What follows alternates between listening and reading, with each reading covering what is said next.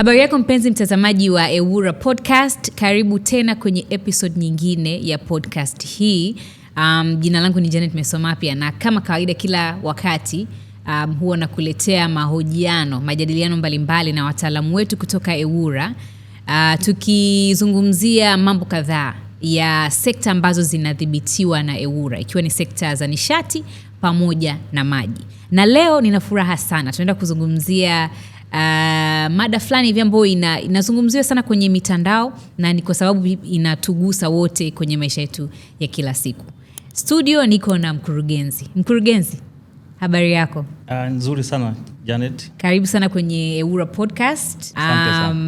Mimi nakufahamu lakini kwa anayeangalia bila shaka wengi wao hawakufahamu. Ujitambulishe wewe ni nani na Ewura unafanya nini? Nashukuru sana kwa nafasi hii. Mimi naitwa Msafiri Mtepa, ni mkurugenzi wa udhibiti wa kiuchumi na utafiti. Natokea Ewura na majukumu ya idara yetu ni kuangalia masuala ya kiudhibiti katika nyanja za kiuchumi. Asante. Sawa. Umezungumzia jinsi ambavyo Ewura inadhibiti nyanja za kiuchumi za hizi sekta. Ni kwa namna gani inafanya hivyo? Katika udhibiti wa kiuchumi, labda nieleze tu kwamba katika majukumu ya Ewura tunadhibiti sekta kuu mbili. Kuna sekta ya maji pamoja na sekta ya nishati. Sasa katika sekta ya nishati kuna subsectors ndogo au sekta ndogo tatu. Ya kwanza ni petroli, ya pili ni umeme, alafu pamoja na gesi asilia. Kwa hizi ni sectors ndogo ambazo zinapatikana zinatokana na sekta ya nishati ambazo Ewura tunazidhibiti. Sasa katika udhibiti wa sekta hizi katika nyanja ya kiuchumi kuna mambo makuu mawili ambayo tunayafuatilia. La kwanza tunaangalia mienendo ya bei ya hizi sekta ambazo tunazidhibiti. Jambo la pili tunaangalia ushindani katika sekta hizi.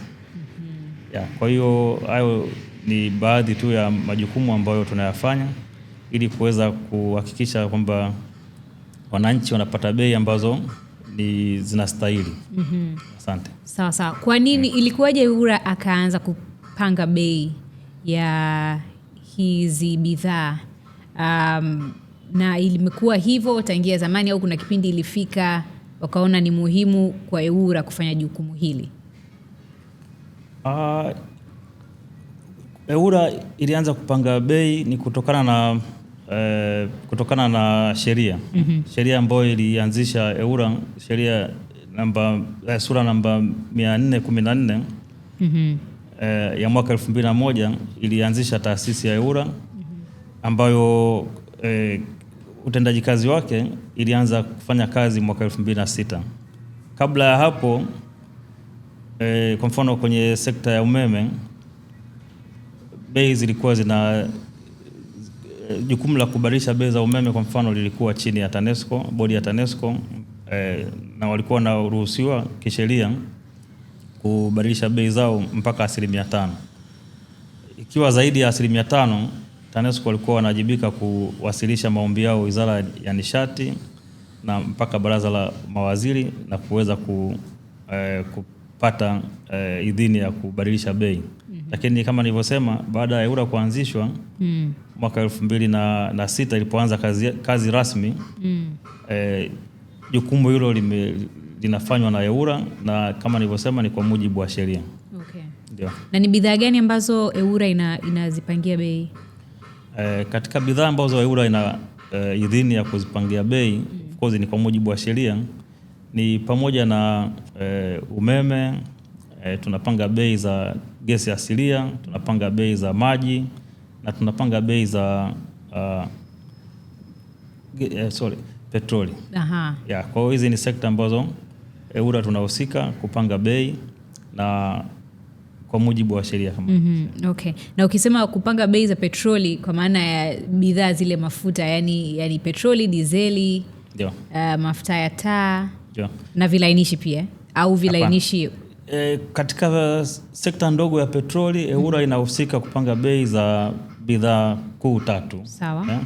Bidhaa ya kwanza ni petroli, na bidhaa ya pili ni diesel, na bidhaa ya 3 ni mafuta ya taa. Kwa hiyo EWURA ndio inahusika katika kuhakikisha bei za bidhaa hizi zinakuwa sawa na zinaweza kutumika. Okay. Utaratibu gani sasa EWURA inautumia kupanga bei za bidhaa hizi kwenye sekta ambazo inazisimamia? Asante Janet. Katika upangaji wa bei labda nieleze tu kwamba kuna utofauti kidogo utaratibu unaotumika kwenye kupanga bei za mafuta na upangaji wa bei za hizi bidhaa nyingine. Kama nilivyosema, tunadhibiti sekta ndogo ya maji, tunadhibiti sekta ndogo ya umeme na pamoja na gesi asilia. Sasa taratibu ya upangaji bei iko tofauti. Kwenye mafuta, sekta ndogo ya mafuta, tunapanga bei kila mwezi.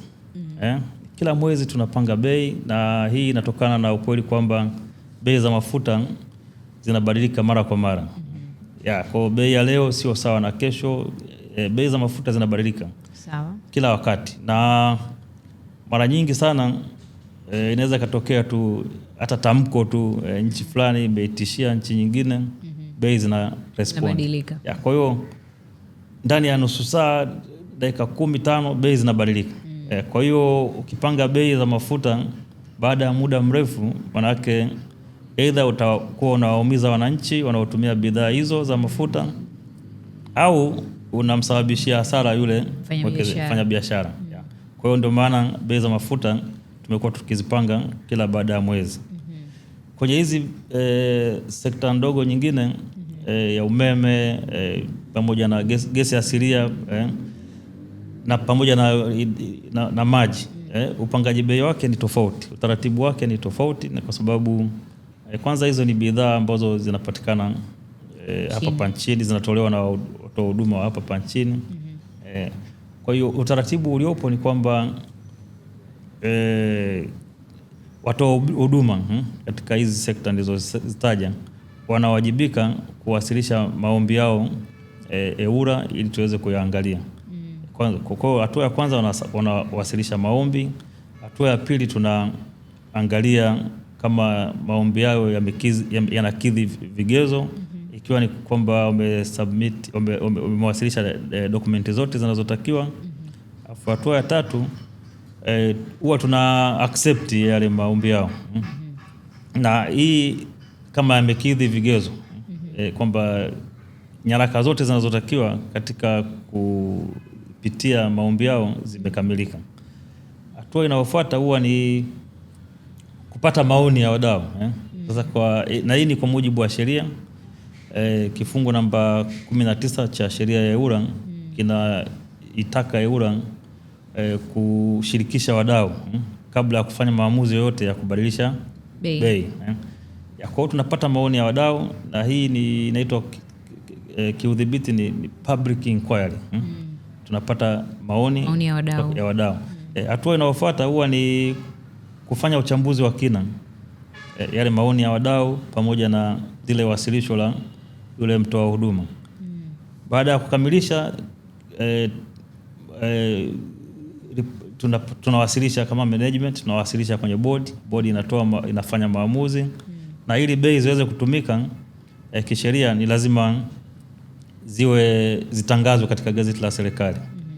Kwa hiyo bei zikishatangazwa katika gazeti la serikali, hiyo inatoa ruhusa kisheria bei hizo kuanza kutumika. Kwa hiyo huo ndio utaratibu ambao tunautumia katika kupitisha bei za hizi bidhaa nyingine. Ni tofauti na mafuta kama nilivyoeleza. Kwenye mafuta bei zake tuna review kila mwaka. Kwa hizi sekta zingine ni bei za muda mrefu, say miaka 3. Kwa hiyo ukipitisha bei inakaa kwa muda wa miaka 3. Ni tofauti na kwenye mafuta kama nilivyoeleza.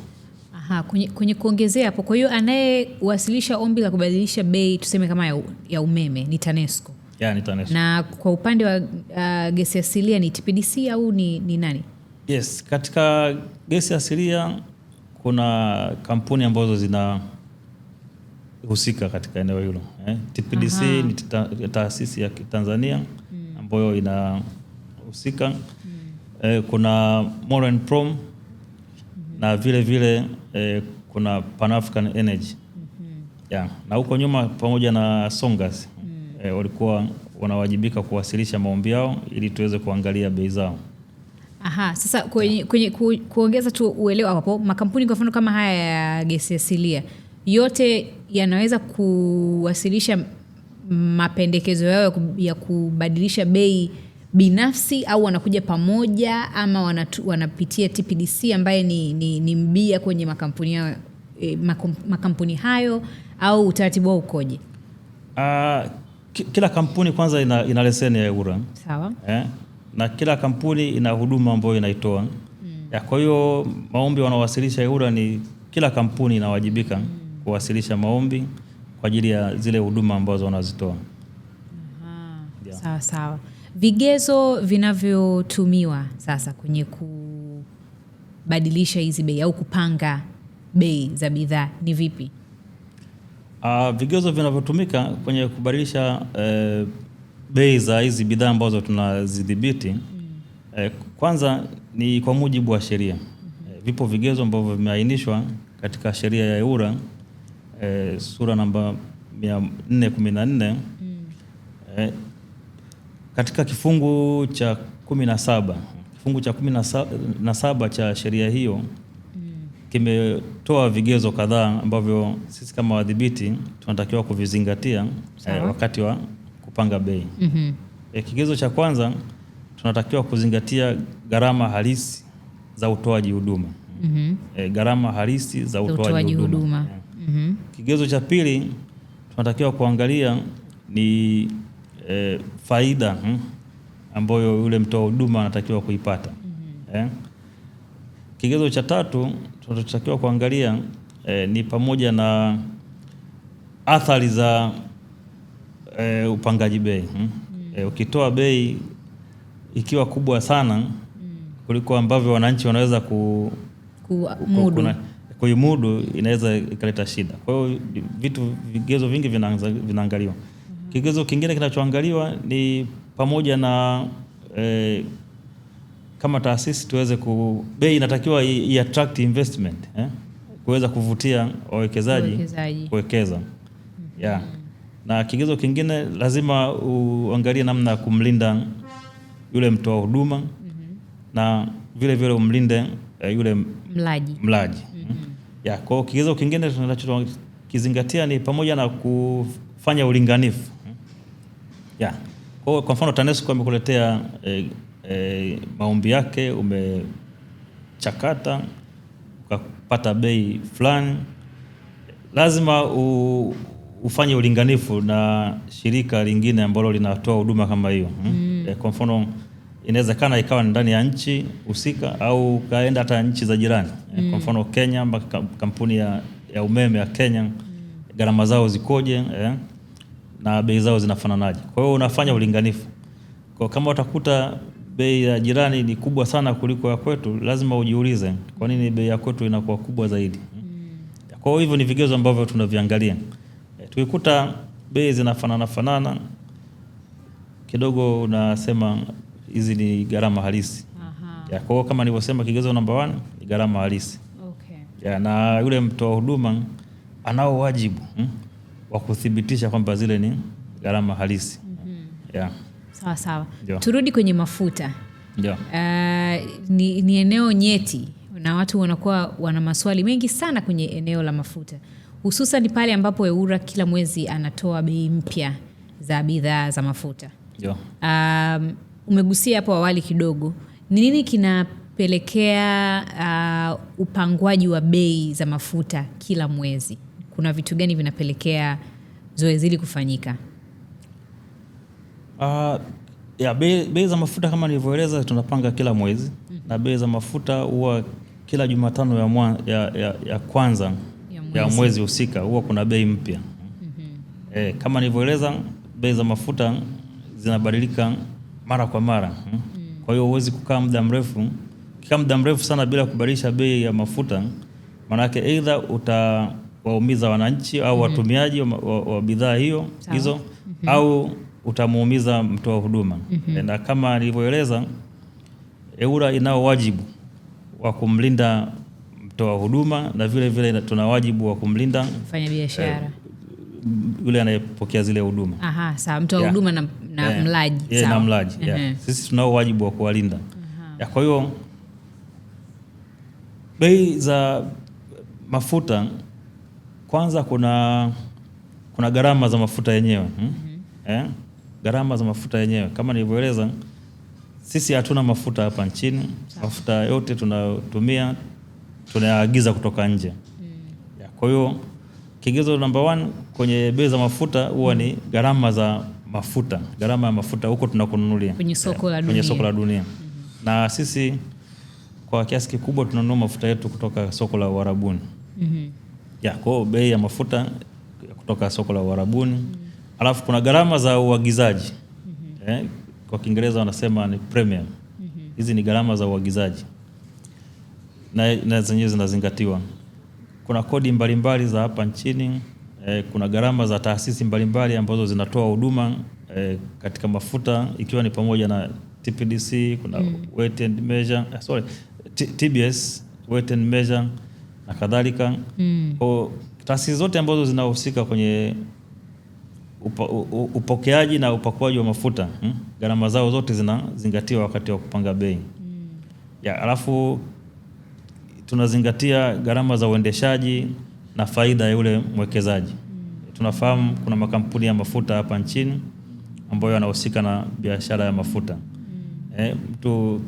Mtu amejenga kituo chake, kwa gharama zote za kituo zinazingatiwa. Kwa hiyo ukishapata hizo pamoja na gharama za usafirishaji na usambazaji wa mafuta.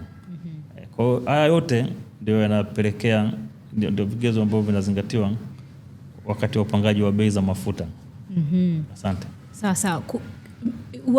Hizi bei zikitoka, kuna maswali mengi sana mtandaoni.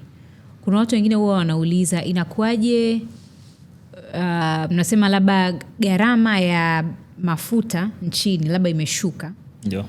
Lakini hapo gharama za uagizaji zimepanda. Au labda gharama za uagizaji wanasema zimeshuka kwa asilimia fulani, lakini bei nchini imepanda. Hii inakuwaje? Kwa sababu watu wanafikiria ukisema gharama ya kuagiza mafuta imeshuka, wanategemea na gharama ya mafuta nchini pia ishuke. Saa nyingine inakuwa tofauti. Hii inapelekewa na nini? Kama nilivyoeleza, bei za mafuta zinabadilika kila wakati. Kila wakati zinabadilika. Na sisi tunaagiza mafuta kutoka nje ya nchi, na hasa katika soko la Uarabuni. Sasa toka tunapoagiza siku ya kuagiza mafuta mpaka yanaingia hapa nchini, inachukua takriban miezi 2 mpaka 3. Yaani toka tumeanza ule mchakato wa kuagiza mafuta mpaka yanapakiliwa mpaka yanafika hapa nchini, kwa wastani huwa inachukua miezi 2 mpaka 3. Sasa inategemea wakati tunanunua yale mafuta, yale mafuta yalikuwa na bei gani. Kwa hiyo tofauti ya bei ya mafuta siku ambayo yamenunuliwa na yamepakiliwa kutoka kwenye soko tulilonunulia mpaka yanapofika hapa nchini, tofauti ya bei ya siku hiyo na siku ambapo tumeyapokea. Mpaka tunakuja kutangaza bei. Kwa hiyo inawezekana bei za dunia tarehe ambazo tunatangaza bei ya mafuta, inawezekana katika soko la dunia bei zimeshuka. Siku hiyo bei zimeshuka katika soko la dunia. Lakini sisi mafuta yetu ambayo tunayapangia bei yamenunuliwa miezi 2 au 3 iliyopita. Kwa hiyo kunakuwa na tofauti. Unaita time lag. Kwa hiyo kunakuwa na tofauti ya bei. Ndio maana sasa wananchi ambao hawaelewi vizuri namna ya upangaji bei wanakuwa na maswali mengi. Kwa sababu taarifa ambazo wanakuwa wanazipata, bei katika soko la dunia bei zimeshuka. Lakini EWURA amepandisha bei. Kumbe ni mzigo ulioingia una bei tofauti ni kipindi cha nyuma. Kipindi cha nyuma. Yeah. Kwa maana nyingine kama leo utaona EWURA inasema bei ya kuagiza mafuta imeshuka, yeah. Utofauti wake unaweza ukauona miezi kadhaa mbele. Yeah. Yeah. Sawa sawa. Na kitu kingine ambacho nafikiri ni muhimu wananchi wakakielewa ni kwamba upangaji wa bei za mafuta kama nilivyoeleza unazingatia gharama zote. Yeah. Na issue ya time ni factor mojawapo. Issue ya time ni factor mojawapo. Kwa hiyo inawezekana katika soko la dunia bei zikawa zimepanda. Lakini kwenye soko la ndani sisi EWURA tukatangaza bei imeshuka. Yeah, kwa hiyo ni swala tu hilo ambalo ni vizuri watu wakalielewa. Mara nyingi kuna maswali pia kwamba bei ikishuka inashuka kwa kiwango kidogo sana. Unakuta labda senti kadhaa au shilingi 2, shilingi 3. Lakini ikipanda inapanda sana. Yaani utofauti wake unakuwa very significant. Ni kwa nini? Kwa nini inakuwa hivi? Tupe uelewa. Asante sana Janet. Swali lako ni swali zuri ambalo nadhani tutaweza kufafanua kwa nini bei zinakuwa hivyo. Sawa sawa. Kwanza sio kweli kwamba yani bei huwa inashuka kwa kiwango kidogo alafu sisi tunapandisha kiwango kikubwa. Hapana. Kama nilivyosema upangaji wa bei za mafuta unazingatia gharama zote, gharama halisi za utoaji huduma katika sekta ndogo ya mafuta. Sawa. Yeah, kwa hiyo zile gharama zote halisi zinazingatiwa. Na kama wananchi walifuatilia na hasa kipindi cha mwaka jana kuanzia mwezi wa 7 almost mpaka Disemba bei za mafuta zimekuwa zinashuka. Mwaka jana. Na zinashuka kwa kiwango kikubwa, sio kidogo kama ulivyoniuliza. Yeah. Kuna wakati unaweza kukuta shilingi 100 inashuka katika soko la ndani au mpaka shilingi 200, wakati mwingine mpaka shilingi 400. Kwa hiyo kama nilivyoeleza tunazingatia gharama zote ambazo ni halisi katika utoaji wa huduma. Yeah, kwa hiyo kuna wakati bei zinaweza zikashuka sana na kuna wakati bei zinapanda. Kwa hiyo hii ni kutokana na mwenendo katika soko la dunia. Kwa sababu katika zile gharama ambazo tunazingatia kwenye ukokotoaji wa bei za mafuta, kigezo kikubwa ni ile bei ya mafuta huko tunakonunulia. Kwa hiyo inakuwa na mchango mkubwa sana katika either bei kupanda au kushuka. Kwa sababu wenyewe huwa inachukua karibia 45% ya bei ya mafuta. 45 mpaka 50. Kwa hiyo ikibadilika sasa, kwa hiyo inategemea na mwenendo wa gharama za mafuta kule kunakununulia kwa kiasi kikubwa ndio inapelekea bei zinapanda sana au kushuka. Sawa sawa. Yes. Bei ya Tanga na Mtwara mara nyingi inakuwa tofauti kidogo, inakuwa juu kidogo na bei ya Dar es Salaam, lakini kote kuna bandari, kote mzigo unashushwa. Ni kwa nini inakuwa hivi? Utofauti wa bei katika bandari moja na nyingine, hilo ni swala ambalo lipo, na sababu kuu naweza kusema ni sababu za kibiashara. Sababu za kibiashara zaidi, kwa sababu tunafahamu kwamba bandari kuu ya upokeaji wa mafuta ni bandari ya Dar es Salaam. Sawa. Sasa kwa kupitia bandari ya Dar es Salaam tunapokea mafuta mengi. Volume ni kubwa. Ukilinganisha na mafuta ambayo yanapokelewa katika hizi bandari mbili, Tanga na Mtwara. Yeah. Kwa hiyo wanasema the bigger the volume, the lower the price. Kwa hiyo kuna masuala ya kiuchumi hapa.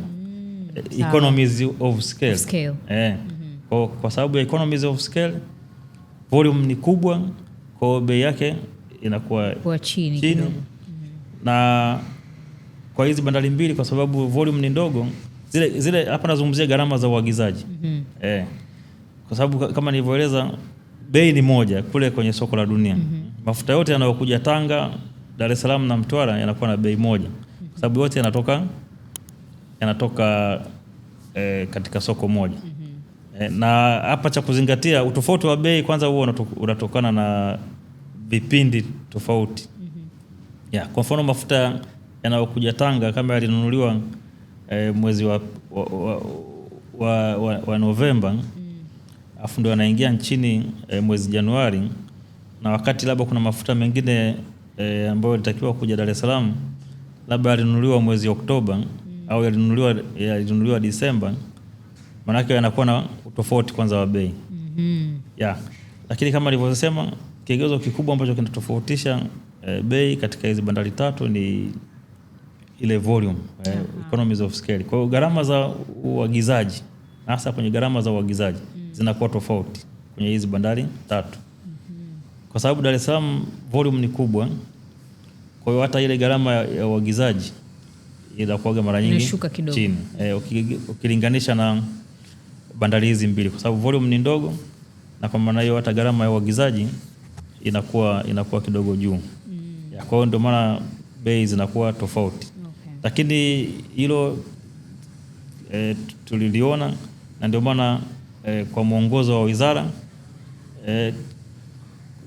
kuna kanuni ambazo zilipitishwa kuweza kupunguza utofauti wa bei katika hizi bandari tatu.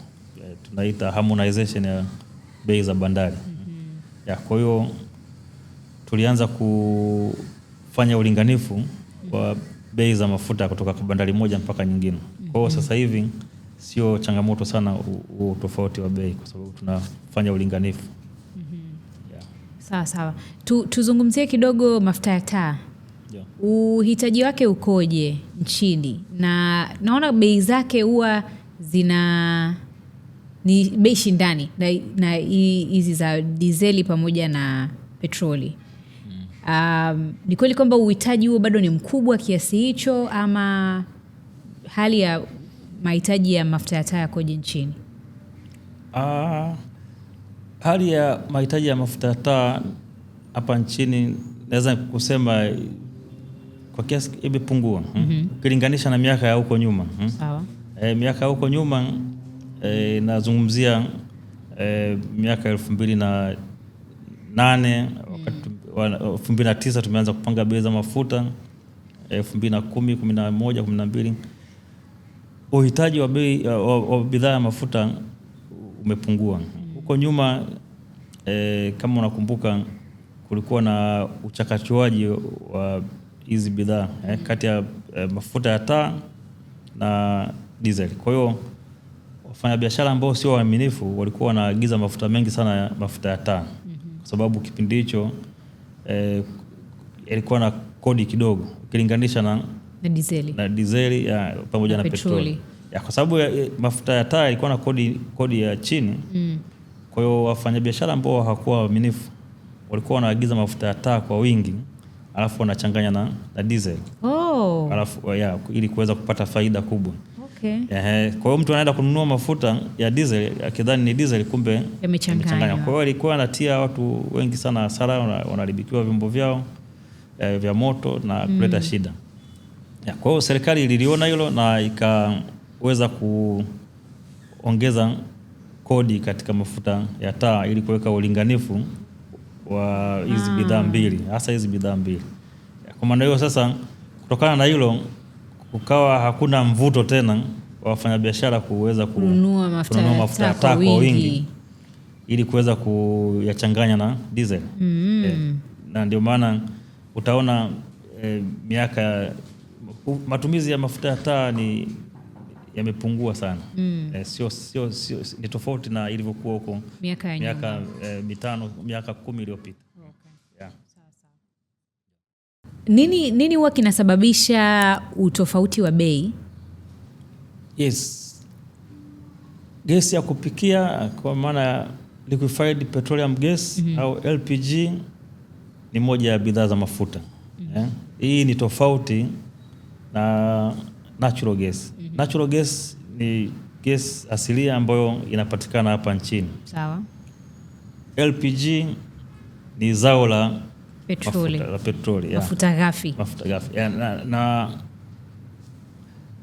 LPG inaagizwa kutoka nje kama nilivyosema, haipatikani hapa nchini.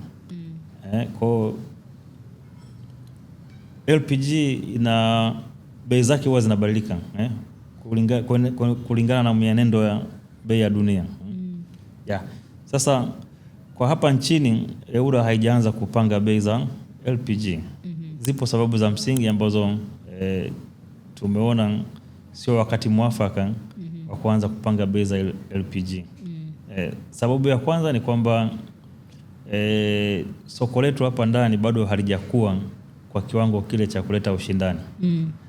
Kwa bado wafanya biashara wanaendelea kuwekeza ili kuweza kujitanua zaidi na kuweza kuifikisha gesi katika maeneo ya pembezoni. Kwa kiasi kikubwa kama nilivyosema ni kwamba LPG kwa sasa inatumika sana maeneo ya mijini. Huko mikoa ya mbali au maeneo ya pembezoni, vijijini, matumizi yake bado ni yako chini. Na ndio maana serikali imekuja na mkakati wa matumizi ya nishati safi ili kuweza kuongeza matumizi ya nishati hii. Kwa hiyo katika upangaji wa bei za LPG kama nilivyoeleza ni kwamba vipo vigezo ambavyo vinatakiwa vizingatiwe. Gharama ya LPG yenyewe, kutakuwa na gharama za usafirishaji na usambazaji, kuna gharama zile za faida ya mwekezaji, gharama za uendeshaji na faida yake na kadhalika. Sasa kwa kuzingatia sheria, ukipanga bei kutokana na gharama zile halisi, utakuta kwamba bei za bidhaa za LPG inaweza ikawa kubwa sana, hasa kwa maeneo ya mbali na Dar es Salaam au mbali na bandari ambapo bidhaa hiyo inaingilia. Kama unavyofahamu kwenye bei za mafuta zinaendana na umbali kutoka katika bandari ambapo mafuta hayo yanachukuliwa. Bei ya Dar es Salaam kwa sasa ni tofauti na bei ya Kigoma kwenye bei za mafuta. Au Mbeya. Kwa hiyo ni distance based pricing. Ndio mfumo ambao tunaotumia kwenye upangaji wa bei za mafuta. Sasa kwa kutumia mfumo huo kwenye bei za kwenye bidhaa ya LPG. Ni kwamba utapelekea mtungi wa gesi Kigoma huko au Katavi au wapi huko Mbeya, itakuwa bei kubwa ukilinganisha na bei za Dar es Salaam. Kwa sasa kinachofanyika ni kwamba hao wafanyabiashara wamekuwa wanaweka bei ambayo ni linganifu. Yaani tofauti ya bei ya Dar es Salaam na Kigoma au Mtwara ni ndogo sana. Ukilinganisha na kama EWURA tutapanga bei wanaita cost based, kutokana na gharama halisi. Kwa gharama ambayo itatokea itakuwa ni kubwa sana. Sasa kwa wafanyabiashara wanachokifanya, wanafanya ulinganifu wa bei. Kwa kuna baadhi ya gharama za hapa Dar es Salaam labda zinapandishwa kidogo ili kufidia na gharama za usafirishaji kupeleka mtungi katika maeneo ya mbali. Kwa hiyo bei zinakuwa kama zimelingana. Kwa hiyo kama EWURA itaanza kupanga bei za mafuta, bei za LPG. Kufuatana na miongozo iliyopo sasa, maana yake tutakuwa tunaenda kinyume na sera ya serikali ya sasa, kwamba hii sera ya kuhamasisha matumizi ya nishati safi ya kupikia.